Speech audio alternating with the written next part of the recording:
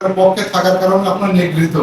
আমাদের নেতা অধ্যাপক ইউনূস আলী ভাইকে দাঁড়িপাল্লা মার্কায় ভোট দেওয়ার কারণে আপনাদেরকে ন্যায্য পাওয়া অধিকার, সরকারের অধিকার, এটা কোনো করুণা না, ভিক্ষা না, সরকারের দেওয়া ন্যায্য অধিকার থেকে আপনারা বঞ্চিত।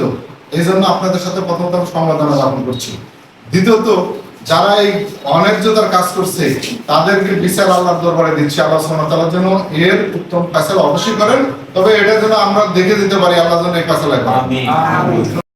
যেমন হযরত ওমর ফারুক রাদিয়াল্লাহু তাআলা আনহু, তিনি একদিন রাত্রিতে যখন অন্বেষণে বের হয়েছেন যে তার দেশের প্রজা সাধারণ কেমন আছে, তখন তিনি গিয়ে দেখেন যে একজন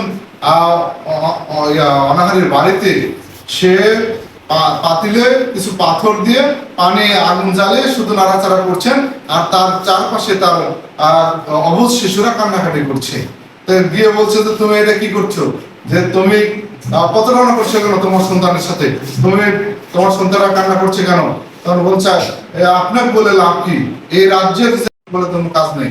তো বলছে যে আমার এই অবুঝ শিশুরা আজকে অনাহারে আছে, খাবার পাচ্ছে না, ক্ষুধার্ত, যার কারণে তাদেরকে আমি কোনো খাবার দিতে পারছি না, যাতে করে পাথর আর পানি দিয়ে একটু নাড়াচাড়া করছি, যাতে তারা মনে করে যে হয়তো আমার মা আমাদের জন্য কিছু ভালো কিছু রান্না করছে, আমরা সেটাই মানে একটু পরে রান্না হলে খাবো, আর এই কাঁদতে কাঁদতে ঘুমিয়ে যাবে, এটাই আমার হলো উদ্দেশ্য।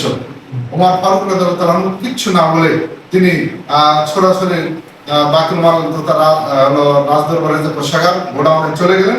সেখান থেকে তিনি আটার বস্তা, তিনি মানে তার যে সহকারী, তার যে পুলিশ ছিল বা বডিগার্ড ছিল নাসির নাম, তা সে বলছিলেন যে আমিরুল মুমিনিন কি করছেন, আমাকে দেন।